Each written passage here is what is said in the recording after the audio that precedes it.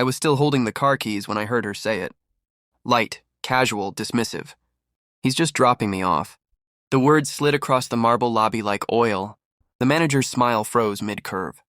His eyes found my face, really found it, and all the blood drained out of him. In seconds, 5 staff members closed in around me. Not aggressive, not protective, panicked. "Sir, we didn't know you'd be here today." That was when I knew the last act had begun. We didn't start like this. We started soft. I met her when she laughed too easily and trusted too fast. She called me steady, safe. I built a life around those words. Paid for the apartment.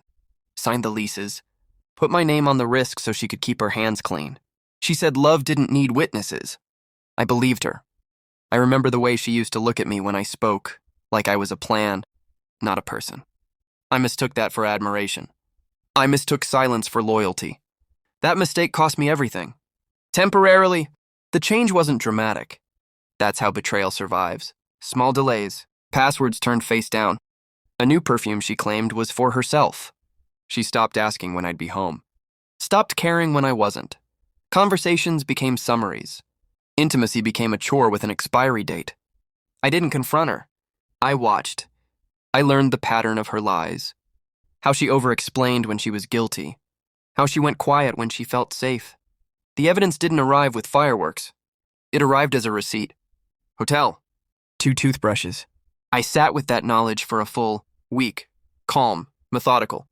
Let her kiss me goodbye every morning while I planned her exit like a business transaction. I wasn't angry. I was focused. Revenge doesn't start with rage. It starts with paperwork. I spoke to a lawyer before I spoke to her. Quietly transferred assets she didn't know were mine alone. Froze accounts she assumed were joint. Documented everything, messages, dates, times, lies. Then I did something she never expected. I disappeared emotionally. I smiled more, asked fewer questions, let her feel invincible. Cheaters make mistakes when they feel safe. She told people I was busy. She told staff I was just a ride. She told herself I was already gone. That's when I booked the meeting. At her workplace. On a day she thought I was out of town. Back in the lobby, she finally turned around. Our eyes met. For half a second, her confidence held. Then she saw the staff. The manager. The tablet in his shaking hands. The closed office doors behind me. Her smile cracked. I stepped forward, calm as ever. I handed the manager an envelope. Divorce papers. Ownership documents. A request for a private room. The room she thought belonged to her. She tried to speak. I raised one finger. Not angry. Just precise. "You told them I was just dropping you off," I said softly. "Interesting. Because I own the building." Silence has weight when it's earned. The manager excused himself. The staff vanished like smoke.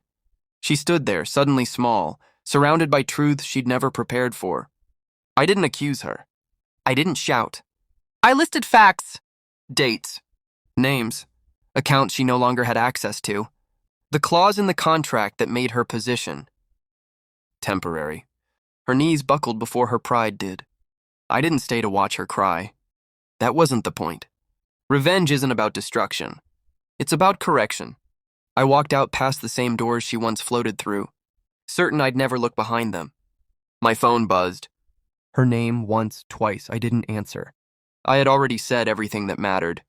Now, sitting alone, I replay it, not with regret, but clarity. Betrayal didn't break me. It refined me.